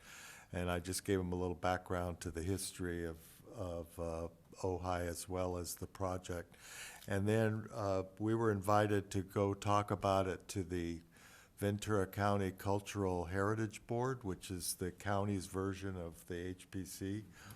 And we gave a little slideshow about the train and talked a little bit about the trail and what it would involve. And they were very excited too. And they seemed to want to get involved and help And maybe they would even take on some responsibility for the signs from Foster Park down to Ventura, since they're more during that area. But they recommended that we go talk to the Ventura Land Trust, because they do a lot of the land management along the trail, and also the city of Ventura, so I might contact them. And then also, let's see, in January, we'll probably go talk to the Ventura County Parks, because it is a county park. So the idea is to try to get support from other groups to be involved with it, if it happens. Hopefully it will. And the more people involved, I think, the better. Thank you. Thank you. It is a very exciting project. It's going to be a big win for you Yeah. guys. It's, Yeah, want to add anything, Rick? No, thanks. Great, okay, so we're gonna go on to item number 6, which is an education update. I know that, I don't really have anything to report. The holidays, there's not a lot coming up, but I know that Commissioner Loran Sims went to a really important talk that she felt that we all need to watch, and I have promised her that I would, and I have before this meeting, and that did not happen, but I will before the year's up. So do you want to just tell us what it is so we can? There were two 4-hour sessions that California Preservation Foundation put on that talked about the legislative bills in California, and they go back years, but they are extremely significant. And what is happening is frightening. The people giving this presentation were attorneys representing both sides of the fence. What is going to happen if we don't pay attention is that we're pretty soon not going to have any way to protect any of our historic structures. CEQA is becoming basically not useful anymore because they're writing it so that you don't have to follow CEQA. I mean, just like there's CEQA exemptions from infill. They give you 60 days to approve a project. I mean, I'm just really taken back by all of this. You know, I just think we all need to pay attention, and thank goodness we're getting our survey done, because that's the only way we're going to be able to protect this stuff. And please pay attention to Assembly Bill 130 and 131. Those are the most recent ones. But I think it's important that everyone watch these. The city people that work for the city council, everyone needs to watch these, because it is quite dramatic. That's what I have. So, Right, and if you want to watch it, that you would ask Maura or Ida? Okay. Yes, please. I mean, you can keep me on the email, but email Ida, that would be great. Yeah, you can watch them after the fact. can I just comment on that? Because one of the things I've noticed about a lot of these bills that eliminate CEQA, or at least downplay it, is that they all exempt, almost all of them exempt historic buildings. So it forces you as a community to be proactive and to go out and find and identify. So I think our survey will really help with that, and we just have to take a little different approach and not wait and do it after the fact, but be proactive in identifying and designating those buildings. And like I had said at a previous meeting when we just found out about our new attorney group here, one of the ones that you have commented and used as a good example about being proactive was the group that our city chose. So I'm hoping to have a good working relationship with our new city attorneys to make sure that we do everything right and on time and legally and all that. So, yeah. What was her name? That's Sunny? Sunny? Sunny Sultani? Excellent. Sunny Sultani, she is, I would say, on the forefront of some of these issues. And we have a really strong CEQA team, and we have a leading CEQA attorney that's also part of our team here for Ojai that you may see in the future, but he's also going to be assisting with CEQA issues that come up. Great. Yeah. Great, thank you so much. She's Yeah. Okay, so the next thing is future agenda items. Okay. So January is a good time for a year at a glance, and also discuss the joint meeting with City Council that is tentatively scheduled for February 24th. And then tentatively scheduled for HPC on February 12th is I guess staff would be presenting the process by which the HPC may add another award. Staff needs to look into that, and then also Commissioner Akins would be presenting or an item to have, for you all to have a discussion regarding Edward Drummond Libby City Beautiful Award. So you'll have that opportunity to discuss that, but I need to do homework. Just one request. If that changes, if that item changes for that date, that I be advised as soon as you know that, Absolutely. because this year has been very frustrating. So I would appreciate that. Thank you. Join the club. Been a frustrating year. You will be informed when the agenda is being prepared for February 12th. No, I appreciate that. Okay. Yeah. Great. Um, And then it's the update to the survey. I'm really hoping that it doesn't go any later than February. So I'm gonna be talking to you a lot about that, so make sure it happens, anything that I can do. So we can get the contract signed in January and get them up and running in February would be really great. So staff, CDD staff doesn't have much control over the city council agenda. However, we do request when items are ready, have been prepared to be on there. Okay, And so I will definitely get you a date, whether it's tentative or not, as soon as I know. perfect, thank you. And we have a Brown Act presentation by the new city attorney? We don't have that tentative, we don't have that scheduled. However, that is something that you've asked for. Okay. And we know- just We have a will- new attorney And we coming. will also, we're also in discussion about planning the other handbook training and other trainings for the commission.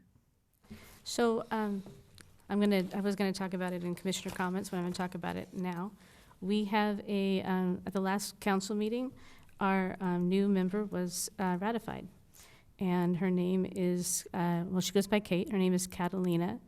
And she is, let me pull up her resume here. Let's see. She has a bachelor's in cultural anthropology from UCSB, and she's finishing up in 2026 her MBA in business administration from CSUCI. She's been here for her whole life, 27 years, and she works right now for Rincon Consultants. And her comments down here says, I am deeply invested in historic preservation and very interested in local history. I have been working as an archaeologist and cultural resource specialist for 3 years and have experience with CEQA, NHPA, and NAGPRA. This sounds like an amazing opportunity to be involved with my community while connecting with my interests. Thank you for your consideration. So she, we interviewed her. It was Leslie Rule, myself, and the mayor, and it was a unanimous decision. And then it was she was ratified at this last meeting. She has a lot of experience in a lot of things. The one blind spot, because she hasn't had the opportunity, is she hasn't been in a Brown Act meeting. So I told her that I would try and send her some resources. I know that Matt has made a video in the past, and so has Taylor. Matt made one during, I think it was COVID, and then followed by Taylor's. I don't know if if you have one that would be a good one, I know that we will have a formal one, but I think she wanted to be more confident coming into the first meetings. So I just want to see if there was something I could refer her to. I think what might be best is that if, and so I'll look to staff for this, that let's set up a time where we can, brief her and provide some training to her in advance of her first meeting. I think that we can do a one-on-one training, even before we do the rest of the training for the full commission. Okay, thank you so much. Yeah. Okay. I have a question. Mhm. What is Catalina's last name? It's Niesen, it's Niesen. Neeson? Yes, I have another question on the scheduling. yes. So, per phone call, so there's been some things interesting on the west wall there on Signal Street and Ojai Avenue. Things that were discovered when they were trying to do some changes. I'm told that might come back before us next month.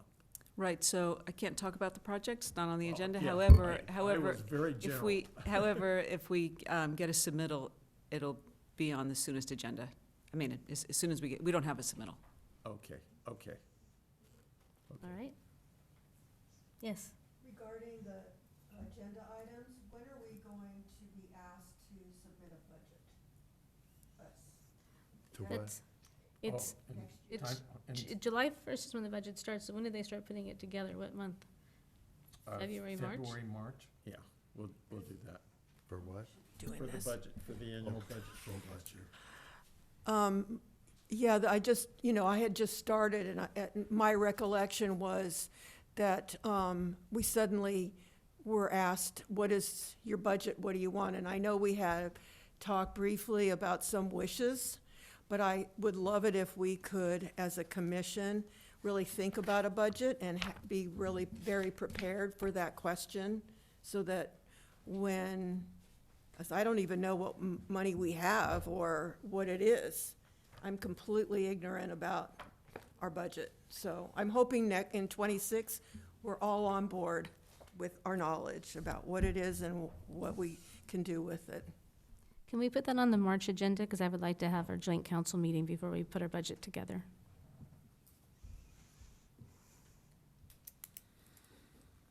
Budget discussion in March? Yes. Watching the mayor back there pantomime. When I talk, I'll maybe make a slight little revision suggestion. Just one other question on schedule, is the presenting of the historic awards, is that on the schedule? That is on the schedule? council schedule, and the date slips me at the moment, but it's very early in January. Okay. Yeah. In case you didn't notice, I have an affinity for one of our award members, Stephen Adams, who And put a who lovely lets them picture know? in the paper. Who lets them know when the meeting is? and In the would- past, would in the that be you? past, I've always given them, so. Okay, I just want to make sure that's I'll covered. stop alone. Okay, yeah. You'll let us know. Yes. Okay, Okay. good. Yep. All right. So do we have anything else? You have any commissioner comments? You did. No? Okay. Anything else you would like to add? Any planning, anything before we get the mayor up here? I don't have any more comments or announcements. Gina, Okay. could I just make one more comment? Oh, sure. So when I got this package, first, I held it out and I weighed it, and then I started going through this package, and I will tell you, Mara, I am in awe on how you put this package together. I will let All of this information. I'll let our support staff know that. Yes. I just write the reports, I don't put the packet together. They are a bit overwhelming, but they are just so much information in them. Thank you. And- They'll be and- happy to hear your appreciation. Oh, yeah, I mean, you look through it and you're like, Yeah, where and- did they get that? And once again, those last two items, the two quasi-judicial items came really last minute and not in here, so So, thank you. Yes, thank you very much. You are welcome. And thank you for the compliment. Again, I'll pass it along. Mayor Andy?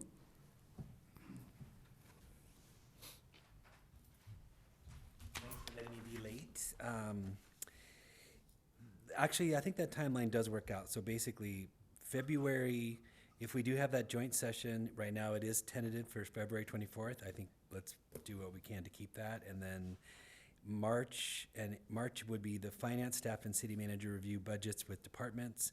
April is the preliminary budget preparation.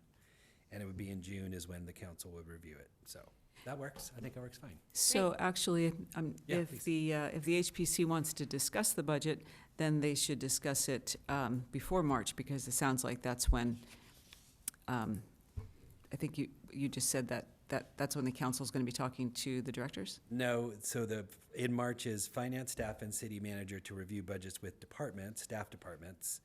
April, preliminary budget preparation. May, finalize recommended budget for finance budget committee review, like we met today.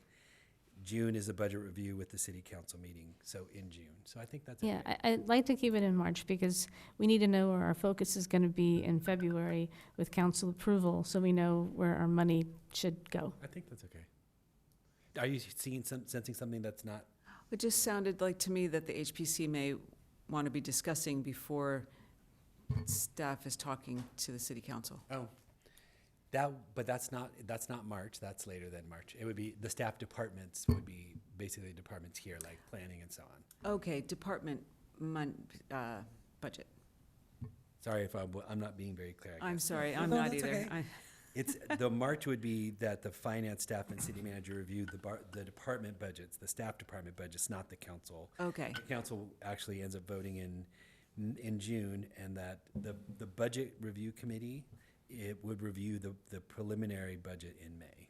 okay. Yeah, no, that's cool. I think that's gonna be just fine. You might think about, if you have some things that you are also interested in, you could ponder that before you come to the joint session. Right. That's a good. Yeah, we have Preparatory we'll be discussing it in our January meeting. Mhm. Yeah. Yeah, good. Okay. And I, again, apologize for being late, and yeah, I will definitely catch up. I'll watch the video and catch up on the project you guys were talking about as I walked in. Thank you. Thank you too. Thank you. That's all for me. Thank you. All right. Well, we will see you all next year. Happy holidays. Yes, happy holidays, everyone.